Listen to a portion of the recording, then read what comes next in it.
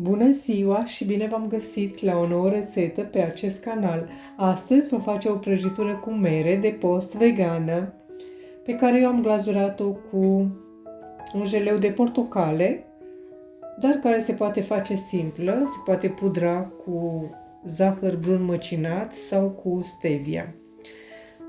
Ingredientele pentru această rețetă le veți găsi ca de obicei jos sub video în descriere, dar le voi aminti și acum.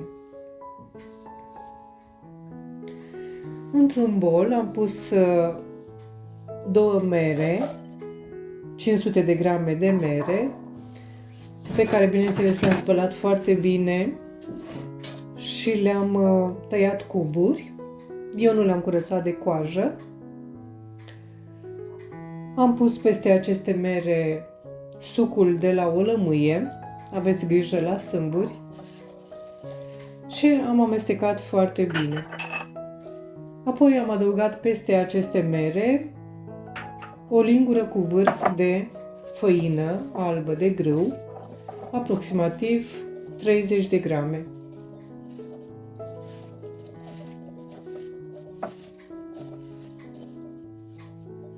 Apoi am lăsat aceste mere deoparte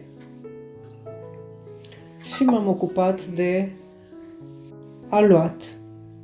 Într-un bol am pus 300 de ml de suc de portocale proaspăt stors, 150 de grame de zahăr brun, dar folosiți după gust, și am amestecat foarte bine până când zahărul s-a dizolvat.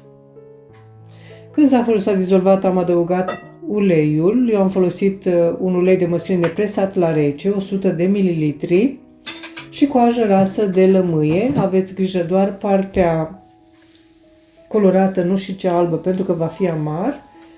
Și am adăugat și o linguriță de esență naturală de vanilie. Dar puteți folosi aromele care vă plac. Am amestecat foarte bine. Apoi, în 400 de grame de făină albă de grâu, am adăugat un praf de sare și o lingură de praf de copt, adică 10 grame. Apoi am cerut această făină peste ingredientele lichide din bol. Am cernut făina treptat și am amestecat foarte bine pentru ca această compoziție să nu prezinte cocoloașe. Amestecăm foarte bine cutelul până încorporăm toată făina și apoi putem să mai amestecăm cutelul încă 5 minute suplimentar dacă dorim ca acest aluat să fie mai pufos. După aceea vom adăuga merele.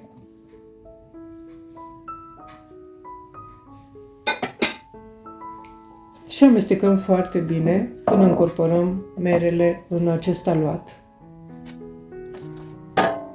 Vom pregăti o tavă din aceasta de aragaz cu hârtie de copt. Tava mea are 30 pe 23 de centimetri. Vom pune compoziția în tavă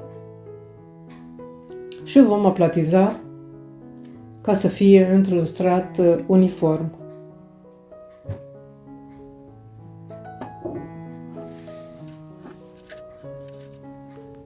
Ce am uitat să amintesc, înainte de a începe să facem această prăjitură, vom preîncălzi cuptorul la 170 sau 180 de grade Celsius și apoi vom pune această prăjitură în cuptor pentru 30 de minute aproximativ. Acum depinde de cuptor. Eu am cuptor electric pe care l-am încălzit sus și jos.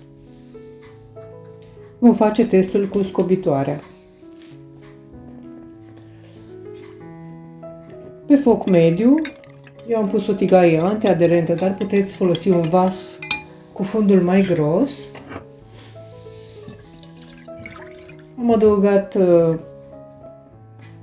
o cană de suc de portocale în care am amestecat o lingură cu vârf de amidon alimentar, de tapioca sau porumb, puteți folosi, și 2-3 linguri de zahăr brun, puneți după gust.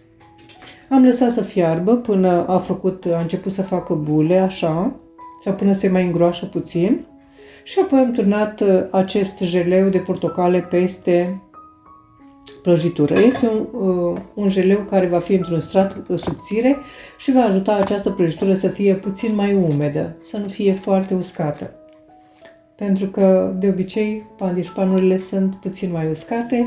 Eu prefer, când fac această prăjitură gen pandișpan, chiar dacă o fac cu fructe, să-i pun și un jeleu deasupra, nu neapărat de portocale, chiar și de alte fructe. O lăsăm să se răcească complet, o tăiem și o putem servi. Este foarte delicioasă această prăjitură. Eu vă doresc poftă bună, vă mulțumesc pentru vizionare și vă aștept la o nouă rețetă data viitoare. Totodată, vă rog, dacă doriți să mă susțineți pentru a continua, abonați-vă la acest canal pentru că este gratuit, lăsați un comentariu și distribuiți rețetele dacă vă plac. La revedere! O zi bună!